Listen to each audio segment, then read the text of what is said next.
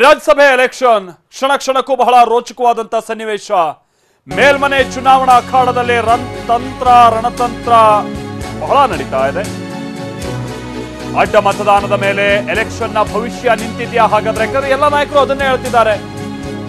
ಅದೇನದು ಆತ್ಮಸಾಕ್ಷಿಯ ಮತಗಳು ಅಂತ, ಅದಕ್ಕೊಂದು ಪದ ಬೇರೆ.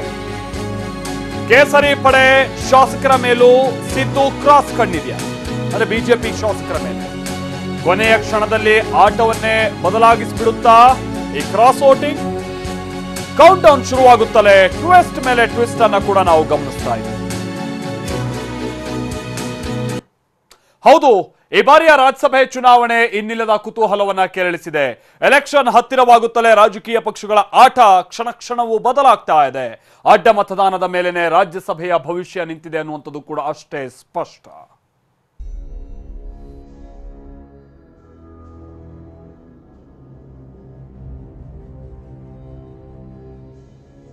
ಆತ್ಮಸಾಕ್ಷಿಗೆ ಅನುಗುಣವಾಗಿ ಜೆಡಿಎಸ್ನವರು ಮತ್ತೆ ಬಿಜೆಪಿಯವರು ವೋಟ್ ಹಾಕ್ತಾರೆ. ನಮಗೆ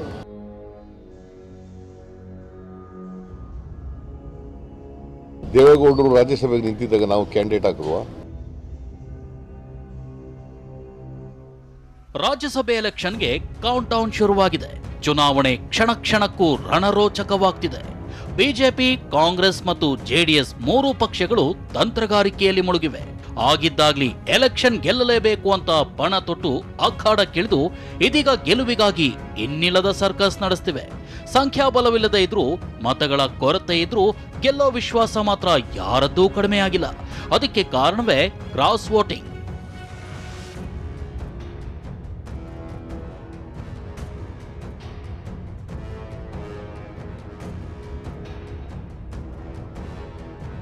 ಮೇಲ್ಮನೆ ಚುನಾವಣಾ ಅಖಾಡದಲ್ಲಿ ರಣತಂತ್ರ. ಅಡ್ಡ ಮತದಾನದ ಮೇಲೆ ನಿಂತಿದೆ ಎಲೆಕ್ಷನ್ ಭವಿಷ್ಯ. ಎಸ್, ರಾಜ್ಯಸಭೆ ಎಲೆಕ್ಷನ್ ಗೆಲುವು ಅಕ್ಷರಶಃ ನಂಬರ್ ಗೇಮ್ ಮೇಲೆನೆ ನಿಂತಿದೆ. ಎಲ್ಲೆಲ್ಲಿಂದ ಯಾರ್ಯಾರ ಬುಟ್ಟಿಗೆ ಎಷ್ಟು ಮತಗಳು ಬೀಳುತ್ತೆ ಅನ್ನೋದರ ಮೇಲೆನೆ ಅಭ್ಯರ್ಥಿಗಳ ಭವಿಷ್ಯ ನಿರ್ಧಾರವಾಗಲಿದೆ. ಮೂರೂ ಪಕ್ಷಗಳು ಪರಸ್ಪರ ಅಡ್ಡ ಮತದಾನಕ್ಕಾಗಿ ಎದುರು ನೋಡ್ತಿವೆ. ಬಿಜೆಪಿ, ಕಾಂಗ್ರೆಸ್, ಜೆಡಿಎಸ್ ಶಾಸಕರಿಗೆ ಮೂರೂ ಪಕ್ಷಗಳ ನಾಯಕರು ಗಾಳ ಹಾಕ್ತಿದ್ದಾರೆ. ಹೀಗಾಗಿ ಎಲ್ಲಾ ಲೀಡರ್ಗಳು ಕ್ರಾಸ್ ಕಣ್ಣಿನಿಂದಲೇ ನೋಡ್ತಿದ್ದಾರೆ.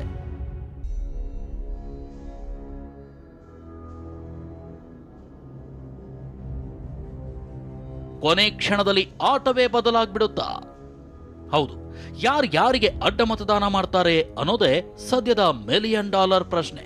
ಎಲೆಕ್ಷನ್ಗೆ ಯಾರು ಊಹಿಸದ ಟ್ವಿಸ್ಟ್ ಸಿಗೋ ಸಾಧ್ಯತೆ ಇದ್ದು, ಕೊನೆ ಕ್ಷಣದಲ್ಲಿ ಆಟವೇ ಬದಲಾಗ್ಬಿಡಬಹುದು. ಕೌಂಟ್ ಡೌನ್ ಶುರುವಾಗ್ತಲೇ ಟ್ವಿಸ್ಟ್ ಮೇಲೆ ಟ್ವಿಸ್ಟ್ ಸಿಗಬಹುದು.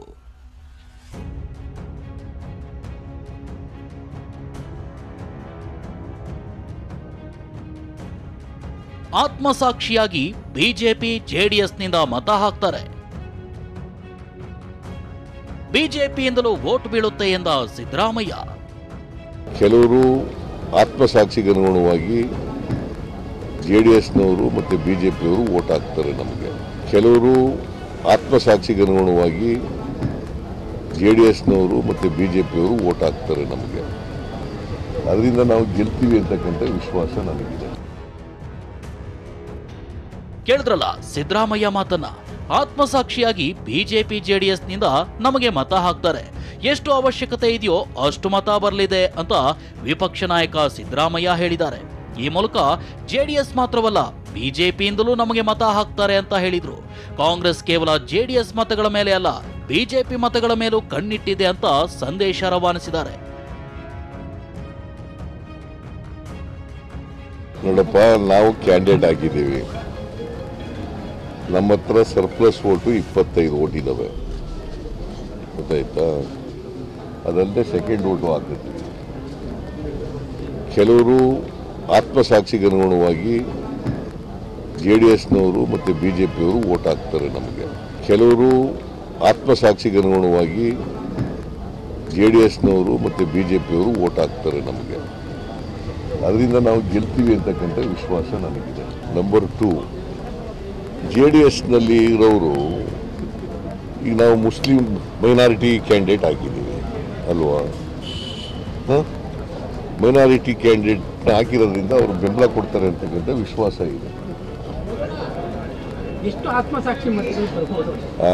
ಆತ್ಮಸಾಕ್ಷಿಗೆ ಎಷ್ಟು ವೋಟ್ ಬರ್ಬೋದು ಅಂತ ತಾವು ಇಷ್ಟೇ ಅಂತ ಹೇಳಕ್ಕಾಗಲ್ಲ, ಎಷ್ಟಾದ್ರು ಬರ್ಬೋದು. ಎಷ್ಟು ಎಕ್ಸ್ಪೆಕ್ಟ್ ಮಾಡ್ತೀವಿ? ನಮ್ಗೆ ರಿಕ್ವೈರಿ ಎಷ್ಟಿದೆ ಅಷ್ಟು ಬರ್ತವೆ. ಜೆಡಿಎಸ್ ಇಂದ ಜಾಸ್ತಿ ಬರ್ತಾವ ಸರ್? ಜೆಡಿಎಸ್ ಇಂದ ಜಾಸ್ತಿ ಬರ್ತಾವ ಅಂತ? ಯಾವುದು? ಜೆಡಿಎಸ್ ಇಂದ ಆತ್ಮಸಾಕ್ಷಿ ಮತಗಳು ಜಾಸ್ತಿ ಬರ್ತಾವ ಅಂತ? JDS ನಿಂದಲೂ ಬರ್ತವೆ, BJP ಬರ್ತವೆ. ಬಿಜೆಪಿ ಶಾಸಕರು ಕೂಡ ಕೈ ಸಂಪರ್ಕದಲ್ಲಿದ್ದಾರಾ? ಸಿದ್ದರಾಮಯ್ಯ ಮಾತು ಕೇಳಿದ್ರೆ ಸಹಜವಾಗೇ ಈ ಪ್ರಶ್ನೆ ಭುಗಿಲೇಳುತ್ತೆ. ಹಾಗಿದ್ರೆ ಕೈ ನಾಯಕರು ಬಿಜೆಪಿಯಿಂದಲೂ ಮತ ಸೆಳೀತಾರ? ಬಿಜೆಪಿ ಶಾಸಕರು ಕೂಡ ಕಾಂಗ್ರೆಸ್ಸಿಗರ ಸಂಪರ್ಕದಲ್ಲಿದ್ದಾರ? ಬಿಜೆಪಿಯಲ್ಲೂ ಅಸಮಾಧಾನಿತ ಶಾಸಕರಿದ್ದಾರ? ಸಿದ್ದರಾಮಯ್ಯ ಕ್ರಾಸ್ ವೋಟಿಂಗ್ ಆಟವನ್ನೇ ಬದಲಿಸಿ ಬಿಡ್ತಾರಾ ಅನ್ನೋ ಪ್ರಶ್ನೆ ಕಾಡ್ತಿದೆ.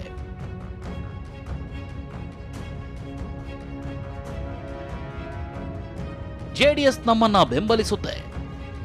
ಇಷ್ಟೇ ಅಲ್ಲ, ರಾಜ್ಯಸಭೆ ಚುನಾವಣೆಯಲ್ಲಿ ಜೆಡಿಎಸ್ ನಮ್ಮನ್ನ ಬೆಂಬಲಿಸುತ್ತೆ ಅಂತ ಸಿದ್ದರಾಮಯ್ಯ ವಿಶ್ವಾಸ ವ್ಯಕ್ತಪಡಿಸಿದ್ದಾರೆ. ಅವತ್ತು ಕುಮಾರಸ್ವಾಮಿ ಸಿಎಂ ಆಗಲು ನಾವು ಬೆಂಬಲ ನೀಡಿದ್ವಿ, ದೇವೇಗೌಡರು ಪ್ರಧಾನಿಯಾಗಲು ಕೂಡ ಕಾಂಗ್ರೆಸ್ ಬೆಂಬಲಿಸಿತು. ಈ ಎಲ್ಲಾ ಕಾರಣದಿಂದ ಜೆಡಿಎಸ್ ಬೆಂಬಲ ನೀಡಲಿದೆ ಅಂದ್ರು. ದೇವೇಗೌಡರು ರಾಜ್ಯಸಭೆಗೆ ನಿಂತಿದ್ದಾಗ ನಾವು ಕ್ಯಾಂಡಿಡೇಟ್ ಹಾಕಿದ್ವೇನ್ರಿ? ನಾವು ಹಾಕ್ಲಿಲ್ಲ. ಯಾಕಂದ್ರೆ ದೇವೇಗೌಡರು ಗೆದ್ದು ಬರಲಿ, BJP ಗೆಲ್ಲಬಾರ್ದು ಅನ್ನೋ ಕಾರಣಕ್ಕೋಸ್ಕರ ಹಾಕಿದ್ದವು. ಕುಮಾರಸ್ವಾಮಿ 37 ಓಟಿದ್ದು MLAಗಳಿದ್ರು ನಾವು ಸಪೋರ್ಟ್ ಮಾಡಲಿಲ್ಲ. ಅವರಿಗೆ 80 ಜನ ಇದ್ಕೊಂಡು ಸಪೋರ್ಟ್ ಮಾಡಲಿಲ್ಲ. ಯಾಕಂತಂದ್ರೆ BJP ಬರಬಾರ್ದು ಅನ್ನೋ ಕಾರಣಕ್ಕೋಸ್ಕರ ಮಾಡಿದ್ರು. ದೇವೇಗೌಡ ಪ್ರೈಮ್ ಮಿನಿಸ್ಟರ್ ಆದಾಗ ಕಾಂಗ್ರೆಸ್ ಸಪೋರ್ಟ್ ಮಾಡದೆ ಹೋದ್ರೆ ದೇವೇಗೌಡರು ಪ್ರೈಮ್ ಮಿನಿಸ್ಟರ್ ಆಯ್ತಿದ್ರ? ಈಗ ಅವ್ರು ಮಾಡಲಿ ನಮಗೆ ಯಾಕೆ? ಅವರೇ ಯಾಕೆ MLA ಆಗಬೇಕು, MLC ರಾಜ್ಯಸಭಾ ಆಗಬೇಕು? Why not JD Congress support ಮಾಡಲಿ. ಪಾಪ BJP ಬರಬಾರ್ದು ಅಂತ ಅವ್ರದ್ದು ಅಭಿಪ್ರಾಯ ಇದೆ. ಅವ್ರ ಕ್ಯಾಂಡಿಡೇಟ್ನ ವಿಡ್ರಾ ಮಾಡಿಸಿ ಅಥವಾ ರಿಟೈರ್ ಮಾಡಿಸಿ. ಈಗ ರಿಟೈರ್ ಮಾಡಬೇಕು. ಈಗ ರಿಟೈರ್ ಮಾಡಿಸಿ ನಮ್ಗೆ ಬೆಂಬಲ ಕೊಡಲಿ. ಜಾತ್ಯತೀತ ಪಕ್ಷ ನಮ್ಮದು, ಕೊಡಲಿ. ಒಟ್ನಲ್ಲಿ ಈ ಬಾರಿಯ ರಾಜ್ಯಸಭಾ ಎಲೆಕ್ಷನ್ ಹಿಂದೆಂದಿಗಿಂತಲೂ ರಣರೋಚಕವಾಗಿದೆ. ಮೇಲ್ಮನೆ ಮೆಟ್ಟಿಲೇರಲು ರಾಜಕೀಯ ಚದುರಂಗದಾಟ ಅತ್ಯಂತ ಕುತೂಹಲ ಕೆರಳಿಸಿದೆ. ಕೊನೆ ಕ್ಷಣದವರೆಗೂ ಆಟ ಮುಂದುವರಿಯೋದು ನಿಶ್ಚಿತವಾಗಿದೆ. Bureau report, TV9.